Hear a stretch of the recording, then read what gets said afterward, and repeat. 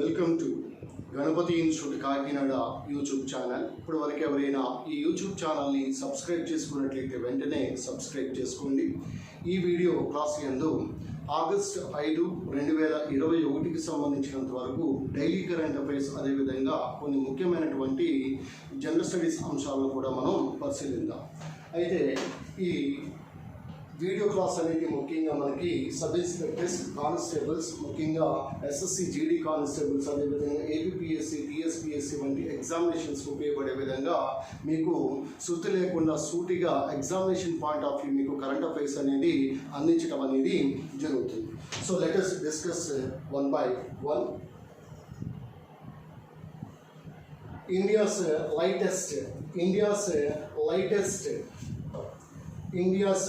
lightest and Pune's first metro unveiled in Italy. సింపుల్గా చెప్పాలి అని అడిగితే ఇటలీ దేశంలో ఇండియాస్ లైటెస్ట్, భారతదేశంలోనే చాలా తేలికైనటువంటి మెట్రో రైల్ సెట్ను ముఖ్యంగా ఈ పూణే సంబంధించినంత వరకు, పూణే మెట్రోకి సంబంధించినంత వరకు ఇక్కడ ప్రారంభించడాన్ని గమనించాలి. దీన్ని ఇటలీలో దీన్ని వర్చువల్గా ప్రారంభించడాన్ని గమనించాలి. వెస్ట్ బెంగాల్కి చెందినటువంటి సంబంధించినంత వరకు టిటాగర్ ఈ వ్యాగన్స్ లిమిటెడ్ అనేటువంటి సంస్థ, దీని యొక్క సబ్సిడరీ సంస్థ అనేది మనకి ఇటలీలో ఉంది. అక్కడ ఈ ట్రైన్ సెట్ని 3 కోచ్లతో కూడినటువంటి ఈ ట్రైన్ సెట్ని తయారు చేయడం జరిగింది. అక్కడ దీన్ని ట్రైల్ రన్ని నిర్వహించడాన్ని మనం గమనించాలి.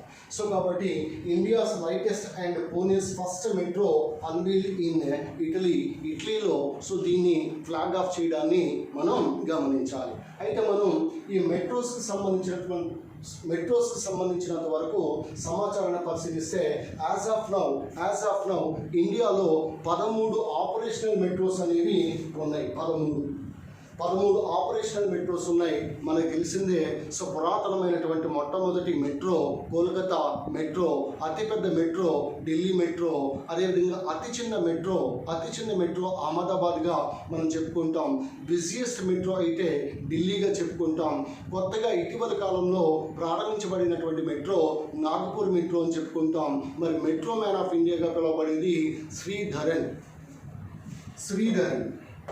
ఈ శ్రీధరన్ని మనం మెట్రో మ్యాన్ ఆఫ్ ఇండియాగా మనం పిలుస్తాం.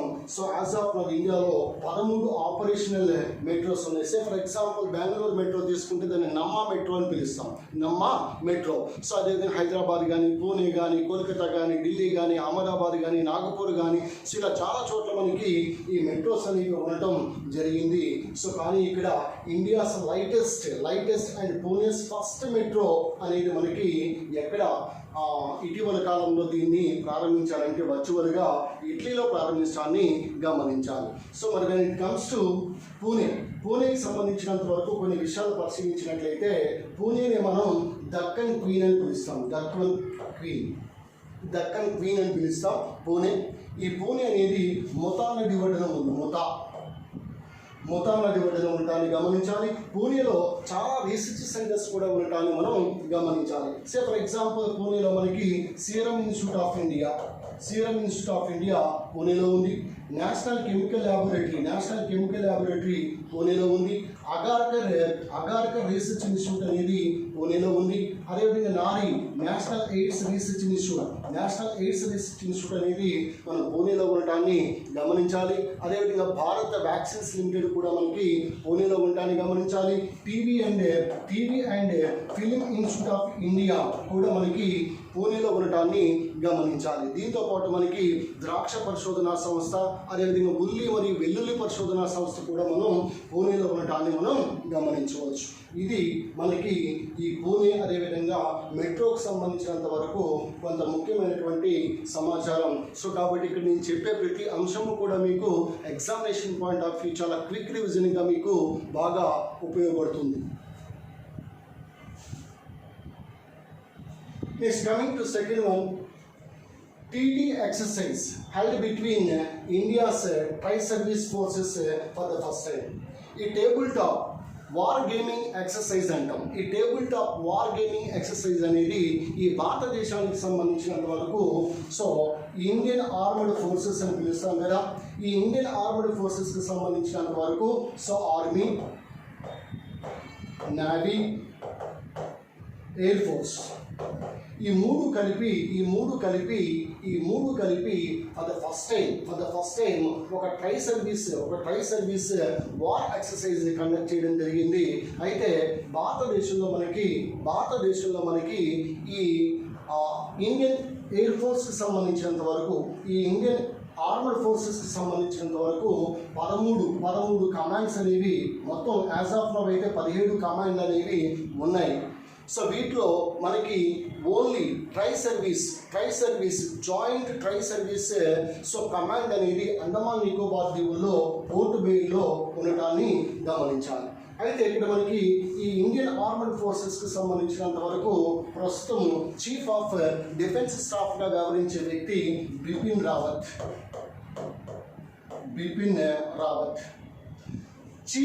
Chief in commander of Indian armed forces అంటే రాష్ట్రపతి రామ్నాథ్ కోవింద్గా మనం గుర్తుపెట్టుకోవచ్చు. అయితే మనకి ప్రస్తుత ఆర్మీ చీఫ్ మనకి తెలిసిందే సో మనోజ్ ముకుంద్ నరవాణి అని పిలుస్తాం. నేవీ చీఫ్ తెలిసిందే కరంబీర్ సింగ్ అని పిలుస్తాం. అదే ఎయిర్ ఫోర్స్ చీఫ్ కూడా మనకి తెలిసిన వ్యక్తే ఆర్కేఎస్ భదౌరియాగా మనం చెప్తాం.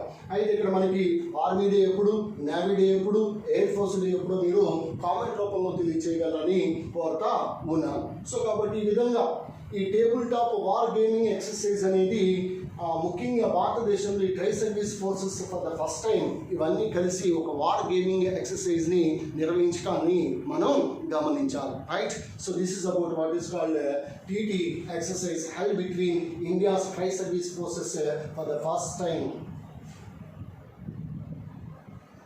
ఎన్ఎస్ఓ సర్వే, ఈ ఎన్ఎస్ఓ సర్వే అన్ఎంప్లాయ్మెంట్కి సంబంధించినంత వరకు NSO survey unemployment rate rose to 13.3% in quarterly financial year 2021.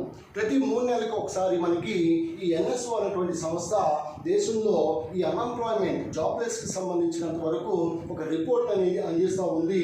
ఇది 13.3% పెరిగినట్లుగా మనం ఇక్కడ గమనించాలి. నిరుద్యోగానికి సంబంధించినంత వరకు మనకి భగవతి కమిటీ అనేది నిరుద్యోగానికి సంబంధించినటువంటి భగవతి కమిటీ ఎక్కువగా ఎగ్జామినేషన్లో కూడా ఉంటూ ఉన్నాడు. అయితే ఇక్కడ మనం గమనించాల్సింది ఎన్ఎస్ఓ అంటే ఏంటి. ఎన్ఎస్ఓ అంటే నేషనల్ స్టాటిస్టికల్ ఆఫీస్ అని పిలుస్తాం. ఈ నేషనల్ స్టాటిస్టికల్ ఆఫీస్ కింద మనకి సిఎస్ఓ, అదేవిధంగా ఎన్ఎస్ఎస్ఓ సెంట్రల్ స్టాటిస్టిక్స్ ఆఫీస్ అని పిలుస్తాం. అదేవిధంగా నేషనల్ శాంపిల్ సర్వే ఆఫీస్ అని పిలుస్తాం. ఈ 2 సంస్థలు కూడా దీని కింద పనిచేస్తాయి. అయితే ప్రస్తుతము ministry of statistics and programme ఇంప్లిమెంటేషన్గా ఎవరు వ్యవహరిస్తున్నారంటే రావు ఇంద్రజిత్ సింగ్ గుర్తుపెట్టుకోవాలి. ప్రస్తుత గణాంక మంత్రిత్వ శాఖ ఎవరి ఆధీనంలో ఉంది అని అడిగేసరికి రావు ఇంద్రజిత్ సింగ్గా మనం గుర్తుపెట్టుకోవచ్చు. అలాగే భారతీయ గణాంక శాస్త్ర పితామహుడు పిసి మెహ్రానోబిస్ ఆయన యొక్క జన్మదినం ఎప్పుడు, ముఖ్యంగా జాతీయ గణాంక దినోత్సవాన్ని ఎప్పుడు జరుపుతారో మీరు కామెంట్ రూపంలో తెలియచేయగలరని కోరుతా ఉన్నాను. ఈవెన్ ఫాదర్ ఆఫ్ ఇండియన్ బడ్జెట్గా కూడా పిలువబడే వ్యక్తి పిసి మెహ్రానోబిస్ భారతీయ గణాంక శాస్త్రవేత్త. సో ఆయన యొక్క జన్మదినాన్ని జాతీయ గణాంక దినోత్సవంగా మనం జరుపుకుంటాం. నేషనల్ స్టాటిస్టిక్స్ డే అని కూడా పిలుస్తాం. ఆ డే ఎప్పుడు మీరు కామెంట్ రూపంలో తెలియచేయగలరని కోరుతా ఉన్నాను. సో కాబట్టి అబ్రివేషన్ పాయింట్ ఆఫ్ వ్యూ అయినా సరే national statistics office, central statistics office, national sample survey office ఇవన్నీ కూడా మనం గుర్తుపెట్టుకోవాలి. అలాగే భగవతి కమిటీ గుర్తుపెట్టుకోవాలి. రావు ఇంద్రజిత్ సింగ్ ప్రస్తుతము ఈయన కేంద్ర గణాంక శాఖ మంత్రిగా స్టాటిస్టిక్స్ మినిస్ట్రీగా పనిచేయడానికి కూడా మనం గమనించాలి. సో అదేవిధంగా భారతదేశంలో ప్రస్తుతం యాజ్ ఆఫ్ నౌ ఇండియన్ స్టేట్స్లో ఈ 28 రాష్ట్రాల్లో ఏ రాష్ట్రంలో ఎక్కువ నిరుద్యోగ రేటు ఉంది, ఏ రాష్ట్రంలో తక్కువ నిరుద్యోగ రేటు కూడా ఉందో మీరే సెర్చ్ చేసి కామెంట్ రూపంలో తెలియచేయగలని కోరుతా ఉన్నాను. సో రేపటి క్లాస్ యందు దీని యొక్క సమాచారం గురించి మీకు చెప్పడం జరుగుతుంది. Next coming to fourth one, Garima Grihas for transgender persons. ముఖ్యంగా ట్రాన్స్జెండర్స్కి సంబంధించినంత వరకు వారి యొక్క సేఫ్ అండ్ సెక్యూర్ షెల్టర్ కోసం, వారికి షెల్టర్స్ కోసం కొన్ని గృహాలని నిర్మిస్తున్నట్లుగా మనకి ఈ సోషల్ జస్టిస్ అండ్ ఎంపవర్మెంట్ శాఖ మంత్రి నారాయణ స్వామి పేర్కొండాన్ని గమనించాలి. నారాయణ స్వామి ప్రస్తుతం ఎవరు ఆయన అడిగితే సామాజిక మరియు ఈ సాధికారత శాఖ మంత్రి, సోషల్ జస్టిస్, సామాజిక న్యాయం మరియు సాధికారత శాఖ మంత్రి నారాయణ స్వామి పేర్కొండాన్ని గమనించాలి. గరిమా గృహాస్ అనేవి ఎవరికి సంబంధించినవి అడిగితే ట్రాన్స్జెండర్ పర్సన్స్కి సంబంధించినవి. అలాగే మనం నారాయణ స్వామిని కూడా గుర్తుపెట్టుకోవాలి. సో ఈయన minister of social justice and ఎంపవర్మెంట్గా మనం గుర్తుపెట్టుకోవచ్చు. Next coming to fifth one, bank of Baroda signs MOU Memorandum of Understanding with Andhra Pradesh government to finance Fish Andhra scheme. ఎందుకు? ఆంధ్రప్రదేశ్ చేపల ఉత్పత్తిలో మొదటి స్థానంలో ఉంది. చేపల ఉత్పత్తిలో ప్రజెంట్ ఈవెన్ రొయ్యల ఉత్పత్తిలో కూడా ఆంధ్రప్రదేశ్ మొదటి స్థానంలో ఉండటాన్ని మనకి తెలిసిందే. మరి ఇదంతా దేని కిందకు వస్తుంది? ప్రధానమంత్రి మత్స్య సంపద యోజన ఈ స్కీమ్ కింద సో దీన్ని ఈ విధంగా ఆర్థిక సహాయం అందిస్తున్నట్లుగా పేర్కొందాన్ని గమనించాలి. అలాగే ప్రపంచ ఫిషరీస్ దినోత్సవం, వరల్డ్ ఫిషరీస్ దినోత్సవం అనేది నవంబర్ 21 మనకి తెలిసిందే. వరల్డ్ ఫిషరీస్ డే అని పిలుస్తాం. చేపల ఉత్పత్తిలో ఆంధ్రప్రదేశ్ మొదటి స్థానంలో ఉంది. అదేవిధంగా రొయ్యల ఉత్పత్తిలో కూడా ఆంధ్రప్రదేశ్ మొదటి స్థానంలో ఉంది. ప్రధానమంత్రి మత్స్య సంపద యోజన కిందకి ముఖ్యంగా ఈ ఫిష్ ఆంధ్ర స్కీమ్ అనేది, ఈ బ్యాంక్ ఆఫ్ బరోడా అనేది ఆంధ్రప్రదేశ్తో MOUను కుదుర్చుకుని ఫైనాన్స్ ఆర్థిక సహాయం అందించడానికి ముందు రావడం జరిగింది. మనకు తెలిసిందే ఈ బ్యాంక్ ఆఫ్ బరోడా అనేది ముఖ్యంగా దీని యొక్క హెడ్ క్వార్టర్స్ అనేది వడోదర, గుజరాత్. అయితే బ్యాంక్ ఆఫ్ బరోడాలోకి ఇటీవల కాలంలో విజయ బ్యాంక్ మరియు దేనా బ్యాంక్ ఈ రెండింటిని కూడా దీనిలోకి మెర్జ్ చేయడం గమనించాలి. అలాగే ప్రస్తుతము భారతదేశంలో ఎన్ని ప్రభుత్వ రంగ బ్యాంకులు ఉన్నాయో కూడా కామెంట్ రూపంలో తెలియచేయగలరని కోరుతా ఉన్నాను. ఎన్ని ప్రభుత్వ రంగ బ్యాంకులు ఉన్నాయో కామెంట్ రూపంలో తెలియచేయగలరని కోరుతా ఉన్నాను. సో ఫర్ ఎగ్జాంపుల్ మనం ఏదైనా ఒక విషయం చెప్పుకుంటున్నప్పుడు, ఉదాహరణకు భారతీయ రైల్వేల గురించి చెప్పుకున్నాం, మెట్రో గురించి చెప్పుకున్నాం, మెట్రో మ్యాన్ శ్రీధర్ అని అన్నాం. అలాగే railway board chairman Sunith Sharma. So ఈ విధంగా మనకి కాదేది అనర్హం. సో ఏదైనా పట్టుకుని ఉంటే చాంతాడు మాదిరిగా మనం దాన్ని లాక్కుంటూ వెళ్తూ ఉంటే అనంతమైనటువంటి సమాచారం అనేది మనకి లభిస్తూ ఉంటుంది. Coming to sixth one, Sai Life Sciences bags Golden Peacock National Training Award 2021. Very simple, తెలంగాణలో హైదరాబాద్లో ఉన్నటువంటి ఈ లైఫ్ సైన్సెస్ సంస్థకి ఈ అవార్డు రావడాన్ని గమనించాలి. Coming to seventh one, C.R. Rao Gold Medal Award goes to Jagadish Bhagavati C. Rangarajan. మా జగదీష్ భగవతి అంటే famous economist, C Rangarajan former RBI గవర్నర్గా పనిచేశారు. వీరిద్దరికీ కూడా CR Rao gold medal award రావడం అనేది గమనించాలి. సిఆర్ రావు ఈయన కూడా ఒక మ్యాథమెటిషియన్, ఈయన కూడా ఒక గణాంకవేత్త, స్టాటిస్టిక్గా మనం చెప్తాం. కమింగ్ టు LICMDగా మినీ ఈపే. ఈ మినీ ఐపే అనేటువంటి మహిళ, ఎందుకంటే ప్రస్తుతం LICలో 4 మేనేజింగ్ డైరెక్టర్స్ ఉన్నారు ఈమెతో కలిపి. ప్రస్తుతం LIC చైర్మన్ మనకు తెలిసింది ఎంఆర్ కుమార్. సో LICని 1956 సంవత్సరం సెప్టెంబర్ 1వ తారీఖున నెలకొల్పడాన్ని గమనించాలి. లైఫ్ ఇన్సూరెన్స్ కార్పొరేషన్ అని పిలుస్తాం. సో కాబట్టి ప్రస్తుతం LICలో మేనేజింగ్ డైరెక్టర్ల యొక్క సంఖ్య 4 ఉన్నారు, ఇంక్లూడింగ్ ఈమెతో కలిపి, ఈ మినీ ఐపీ అయినటువంటి మహిళతో కలిపి. అలాగే LICకి సంబంధించి మల్హోత్రా కమిటీ అనేది బీమా సంస్కరణకు సంబంధించినంత వరకు మల్హోత్రా కమిటీ గురించి కూడా అడగడం జరుగుతూ ఉంటుంది. Next coming to 9th one, Pakistan's Mohammad Rizwan breaks world record for most runs scored in T20 in a year. 2021 సంవత్సరంలో దాదాపుగా 752 రన్స్ ఇన్ T20లో చేయడం జరిగింది పాకిస్తాన్ క్రికెటర్గా మనం గుర్తుపెట్టుకోవచ్చు. Coming to 10th one, Padmashri awardee and renowned Dogri writer Padma Sachdev దాస్డే. చూడండి, 2015లో మనకి సరస్వతి సమ్మాన్ అవార్డు గురించి మనం చదువుకున్నాం. ఈమెకే లభించింది. చిట్ చిటే అనేటువంటి పుస్తకానికి సంబంధించినంత వరకు డోగ్రీ లాంగ్వేజ్లో. ఎందుకంటే she said to be the first modern women poet in Dogri language.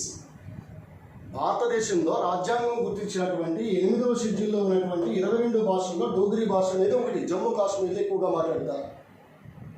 అటువంటి డోగ్రీ భాషలో రచన చేసింది ఈ గొప్ప మహిళ పద్మా సచ్దేవ్ అని మనం పిలుస్తాం. ఈ విషయాన్ని కూడా గుర్తుపెట్టుకోవాలి. ఎందుకంటే 8వ షెడ్యూల్లో 22 భాషలు ఉన్నాయి. 22 భాషల్లో Dogri is one of the scheduled లాంగ్వేజ్గా మనం గుర్తుపెట్టుకోవచ్చు. ఒక అధికార భాషగా మనం గుర్తుపెట్టుకోవచ్చు డోగ్రీ.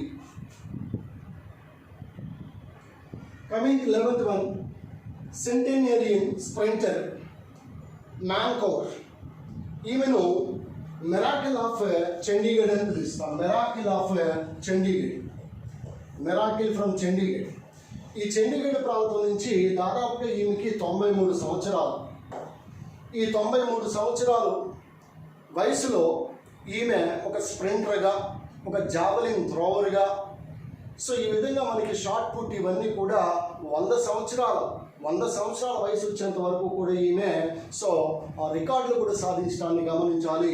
సింపుల్గా మ్యాన్కౌర్ అనేసరికి మిరాకిల్ ఫ్రమ్ చండీగఢ్గా మనం గుర్తుపెట్టుకోవచ్చు. ఎందుకంటే చూడండి, sports person, flying Sikh Milkha Singh, wizard of hockey Dhyan Chand, Haryana hurricane Kapil Dev, ఇలా వీరి యొక్క నిక్ నేమ్స్ కూడా మనం గుర్తుపెట్టుకోవాలి examination point of view. Coming to 12th one, in an ideal world, ఈ పుస్తకాన్ని రాసింది కునాల్ బాసు అనేటువంటి వ్యక్తి. ఇది 2022లో విడుదల కాబోతా ఉంది. ఇన్ అన్ ఐడియల్ వరల్డ్ అని పిలుస్తాం. కాబట్టి ఇక్కడ పుస్తకాలు రచయితలు కూడా కంపల్సరీగా మనకి SI constable group 2 you can take any kind of examination. గ్రంథాలు రచయితలకు సంబంధించి ఒక ప్రశ్న అనేది తప్పనిసరిగా ఉంటుంది. అది కూడా రీసెంట్ గ్రంథాలకి సంబంధించి ప్రశ్నలు ఉండటాన్ని గమనించాలి. Coming to 13th one, national bone and joint day. దీని ఆగస్టు 4వ తారీఖున మనం జరుపుకుంటాం. దీని యొక్క థీమ్ ఏంటో మీరు కామెంట్ రూపంలో తెలియచేయండి. 2012లో తొలిసారిగా ఈ దినోత్సవాన్ని జరుపుకున్నాం. దీని యొక్క థీమ్ ఏంటో కామెంట్ రూపంలో తెలియచేయండి. ఎందుకంటే మీకు నాకు మధ్య ఒక ఇంట్రాక్షన్ అనేది ఉంటుంది. లేకపోతే మీరు ఒక శ్రద్ధతో దాన్ని సెర్చ్ చేయడానికి ఆస్కారం ఉంటుంది. దీని యొక్క థీమ్ ఏంటో మీరు కామెంట్ రూపంలో తప్పనిసరిగా తెలియచేయండి. National bone and joint day. Bones అధ్యయనం ఆస్టియాలజీ, కీళ్ళ అధ్యయనం ఆర్థరాలజీ మనకు తెలిసిందే. ఇది ఆగస్టు 4వ తారీఖున జరుపుకుంటాం. ఆగస్టు 4వ తారీఖున నీకు ఎముకలు కీళ్ళు రెండు కూడా ఇరిగిపోయాను అనుకో. సో ఏదో రకంగా గుర్తుపెట్టుకోవడానికి ట్రై చేయి. Coming to 14th one, Jagananna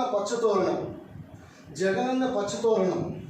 చూడండి, ఇక్కడ ఎంత అందంగా మన జగనన్న ఉన్నాడో, నవ్వుతూ హ్యాపీగా సంతోషంగా ఎప్పుడూ కూడా నవ్వుతూనే మన ముఖ్యమంత్రి కనిపిస్తూ ఉంటారు. మనకు తెలిసిందే, యువ ముఖ్యమంత్రి దేశంలోనే. సో జగనన్న పచ్చతోరణం ఆగస్టు 5వ తారీఖున ప్రారంభించడం జరిగింది. మరి తెలంగాణలో హరితహారం మాదిరిగా ఆంధ్రప్రదేశ్లో జగనన్న పచ్చతోరణం, గణపతి పచ్చతోరణం కాదు, రైట్? సో జగనన్న పచ్చతోరణం ఈ కార్యక్రమం చాలా గొప్ప కార్యక్రమం. ఎందుకంటే మొక్కలు నాటే కార్యక్రమం. కొంతమంది వ్యక్తులైతే మనకి ఏదో సందర్భంలో మొక్కలు కార్బన్ డైఆక్సైడ్ని పీల్చుకుంటాయా వదులుతాయా, ఆక్సిజన్ పీల్చుకుంటాయా వదులుతాయా, ఇలాంటి చిన్న విషయాలు కూడా కన్ఫ్యూషన్లో కూడా మాట్లాడడం ఈ మధ్యకాలంలో మనం చూసాం. ఎనీహౌ, సో అది మనం పక్కన పెడదాం. కానీ ఏదో మిస్స్పెల్ట్లో రావచ్చు కొన్ని అంశాలు. ఏమైనప్పటికీ కూడా ఈ ప్రోగ్రామ్ అనేది చాలా చాలా ముఖ్యమైనటువంటి ప్రోగ్రామ్. దీన్ని మంగళగిరిలోని AIIMS all India institute of medical సైన్సెస్లో మన యువ ముఖ్యమంత్రి వైఎస్ జగన్మోహన్ రెడ్డి గారు ఆగస్టు 5వ తారీఖున ఈ జగనన్న పచ్చతోరణం అనేటువంటి కార్యక్రమాన్ని పథకాన్ని ప్రారంభించడాన్ని కూడా మనం గమనించాలి. సో మన యొక్క గవర్నర్ మనకు తెలిసిందే, వృద్ధ వయసులో ఉన్నటువంటి గవర్నర్ బిశ్వభూషణ్ హరిచందన్. తెలంగాణలో అయితే మనకి యువ గవర్నర్ తమిళిసై సౌందరరాజన్ మనకి తెలిసిందే. Coming 15th one, Urdu academy chairman. So ప్రస్తుతం ఆంధ్రప్రదేశ్లో ఈ ఉర్దూ అకాడమీ అనేది మనకి విజయవాడలో ఉంది. విజయవాడ, దీనికి హెడ్ క్వార్టర్స్ ఉర్దూ అకాడమీ. నదీం అహ్మద్గా చెప్పుకోవచ్చు. మరి ఉర్దూ యూనివర్సిటీ ఎక్కడ ఉంది ఆంధ్రప్రదేశ్లో? దీన్ని మనం అబ్దుల్ హాక్ ఉర్దూ యూనివర్సిటీ అని పిలుస్తాం. ఉర్దూ యూనివర్సిటీ అని పిలుస్తాం. ఇది ఓర్వకల్లు కర్నూలు జిల్లాలో ఉంది. ఎందుకంటే ఫాదర్ ఆఫ్ ఉర్దూ లాంగ్వేజ్గా పిలువబడే వ్యక్తి అబ్దుల్ హాక్గా మనం గుర్తుపెట్టుకోవచ్చు. సో ఉర్దూ అకాడమీ చైర్మన్ నదీం అహ్మద్. మరి ప్రస్తుతం తెలుగు అకాడమీ మరియు సంస్కృత అకాడమీ చైర్మన్ లక్ష్మీ పార్వతి. ఈ తెలుగు మరియు సంస్కృతాన్ని కూడా కలిపేశారు. ఎందుకంటే జగనానికి తెలుగు అంటే ఇష్టం ఉండదు. ఏమైనప్పటికీ కూడా జగనన్న వచ్చిన తర్వాత అంతా కూడా ఇంగ్లీష్ నడుస్తూ ఉంది.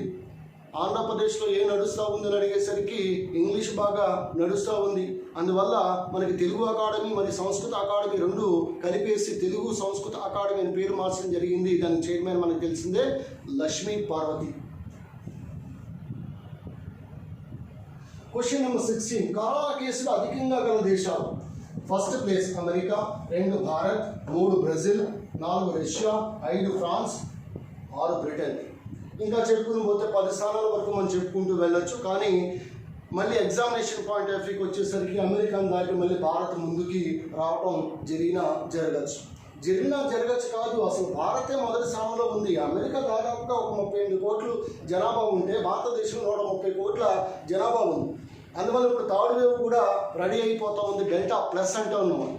డెల్టా అంటున్నారు, ఆల్ఫా అంటున్నారు, గామా అంటున్నారు, టీటా అంటున్నారు, లేకపోతే కప్ప అంటున్నారు, ల్యాంబ్డా అంటున్నారు. ఏమేమో ఈ పదాలన్నీ చూస్తూ ఉంటే మైండ్ బ్లాక్ అయిపోతూ ఉంది. అయినప్పటికీ కూడా కరోనా కేసులు ఎప్పుడు ముబ్బడిగా ఇంకా వస్తానే ఉన్నాయి. సో చాలామంది ఇబ్బందులు పడుతూనే ఉన్నారు. ఈ విషయాన్ని మీరు గమనించండి. కరోనా ఎక్కడికి పోలేదు. కరోనా మనం దాంతోపాటు సహజీవనం చేయాలని మనకి యువ ముఖ్యమంత్రి జగన్మోహన్ రెడ్డి గారు చెప్పడం కూడా జరిగింది. ఏమైనా డోలో ట్యాబ్లెట్లు బాగా పనిచేస్తూ ఉన్నాయి. డోలో టాబ్లెట్లు జేబులో పెట్టుకోండి. మంచిగా ఒంటి నొప్పులు అనేవి తగ్గడం అయితే ఖాయం. క్వశ్చన్ నెంబర్ 17, తొలి స్వదేశీ పరిజ్ఞానంతో ఫస్ట్ ఇండిజినస్లీ నిర్మించిన యుద్ధ విమాన వాహక నౌక Vikrant, INS Vikrant. Very important.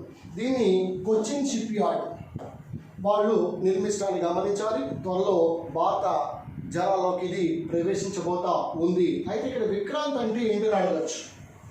Vikrant అంటే కరేజియస్ అని మీనింగ్ వస్తుంది. సాహసమైన, కరేజియస్ అని మీనింగ్ వస్తుంది విక్రాంత్ అంటే. సో ఇది కూడా this is also very important. తొలి స్వదేశీ పరిజ్ఞానంతో నిర్మించిన యుద్ధ విమాన వాహక నౌక Vikrant. Coming to question number 18, ప్రపంచంలోనే అత్యంత ఎత్తైన రహదారి. సో ఒక రకంగా చెప్పాలంటే ఇది మోటరబుల్ అంటే వాహనాలు, ఈ మోటార్స్ లేదా వాహనాలు వెళ్ళే మార్గంగా చెప్పవచ్చు దీన్ని. సో కాబట్టి హైయెస్ట్ మోటరబుల్ రోడ్ ఏదని అడిగితే ప్రపంచంలోనే అత్యంత ఎత్తైన రహదారి బోర్డర్ రోడ్స్ ఆర్గనైజేషన్ వాళ్ళు నిర్మించడం జరిగింది.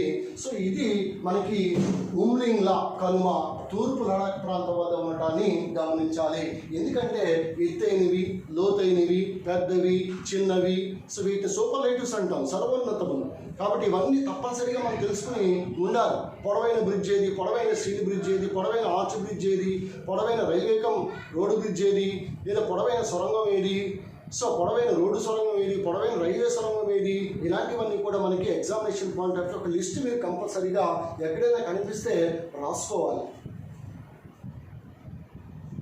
Coming to 19th one, Olympics స్వర్ణం సాధించిన తొలి ఉగాండా క్రీడాకారిణి పెరూత్ చెముతాడ్. నిజంగా ఈ అమ్మాయిని ముద్దు పెట్టుకోవాలనిపిస్తూ ఉంది. ఎందుకంటే చూడండి, ఉగాండా అనేటువంటి ప్రాంతం, ఉగాండా రాజధాని కంపాల. నిజంగా ముద్దొచ్చేస్తూ ఉంది నాకు. సో ఎందుకంటానంటే ఈ అమ్మాయి ఉగాండా ప్రాంతం నుంచి వచ్చి ఒలింపిక్స్లో స్వర్ణ పథకాన్ని సాధించడాన్ని మనం గమనించాలి. సో కాబట్టి ఒలింపిక్స్ ఇప్పుడే మనం చూసాం, ఈ రవి దాహియా రెజ్లర్ వెండి పథకం, అదొక్కటే మనకి శుభసూచకం. వెండి పథకం లభించడం మనం చూసాం. అదేవిధంగా పురుషుల హాకీ సంబంధించినంత వరకు కాంస్య పథకం. ఆల్రెడీ మనం ఒలింపిక్స్కి సంబంధించి ఒక వీడియో చేసాం. ఆగస్ట్ 8 తర్వాత పూర్తి డీటెయిల్స్తో మనం ఒలింపిక్స్కి సంబంధించి ఒక ఖచ్చితమైనటువంటి వీడియోని మనం చేసుకుందాం. ఏమైనప్పటికీ కూడా సో ఈ ముద్దు బిడ్డ, ఈ ఉగాండా బిడ్డ పెరూత్ చెము తాయ్ గుర్తుపెట్టుకోవాలి. సో ఎప్పుడైనా ఉగాండా వస్తే ఈ అమ్మాయిని చూస్తాను, మాట్లాడతాను. సో కాస్త ఈ అమ్మాయితో కూడా పనుంది. ఏ విధంగా ఈ పరుగులు రాని పరుగులు పెట్టిందో మనం తర్వాత చూద్దాం. కానీ మొత్తానికైతే hats off to her. So quiz August 5, 2021కి సంబంధించినంత వరకు ఒక 5 ప్రశ్నలు ఇవ్వడం జరిగింది. వీటికి మీరు కామెంట్ రూపంలో తెలియజేయండి. నేషనల్ మౌంటైన్ డే ఎప్పుడు జరుపుతారు? హిరోషిమా డే ఎప్పుడు జరుపుతారు? నేషనల్ హ్యాండ్లూమ్ డే, జాతీయ చేనేత దినోత్సవం, ఓకే, లేదా ఖాదీ దినోత్సవం ఎప్పుడు జరుపుతారు? అదేవిధంగా క్విట్ ఇండియా డే, ఈ క్విట్ ఇండియా మూమెంట్ డేని ఎప్పుడు జరుపుతారు? నాగసాకి డేని ఎప్పుడు జరుపుతారు? మీరు కామెంట్ రూపంలో తప్పనిసరిగా తెలియచేయండి. సో ఈ వీడియో మీకు నచ్చినట్లయితే సబ్స్క్రైబ్ చేయండి, షేర్ చేయండి, నలుగురికి తెలియచేయండి. చాలా తక్కువ సమయంలో మీకు ఎక్కువ సమాచారం అనేది దీనిలో లభిస్తారని మీరు తప్పనిసరిగా గమనించే ఉంటారు. ఎప్పుడు మీ విజయాన్ని కోరుకునే మీ అన్నయ్య Ganapathi sir from Ganapathi institute, Kakinada, Andhra Pradesh. So రేపటి నుంచి మీకు ఇంకా జనరల్ స్టడీస్ వీడియోస్తో పాటు ఎస్ఎస్సి జీడీ కానిస్టేబుల్కి సంబంధించినటువంటి వీడియోస్ కూడా మీకు చేయడం అనేది జరుగుతుంది. So meet tomorrow with more current affairs and general studies classes. All the best.